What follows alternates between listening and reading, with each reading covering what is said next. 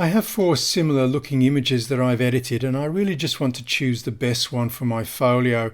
So I'm going to use Command A for select all, that's Control A on a PC, and then I'm going to go into Survey View. Just hit the letter N on the keyboard will take you into this one.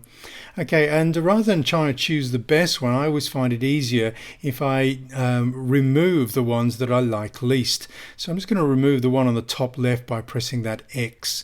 And now I'm going to remove the one of the emu that's blinking. It's quite interesting, but not really a standard picture of an emu. And then I can choose between the standard profile and the big yawn. And I think I'm leaning towards the big yawn here.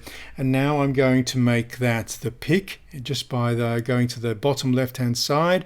I'll click on the flag, or you can type the letter P on the keyboard. And I'm also going to give it the 3-star rating so that when I come back into grid view, it's quite clear which is my favorite image.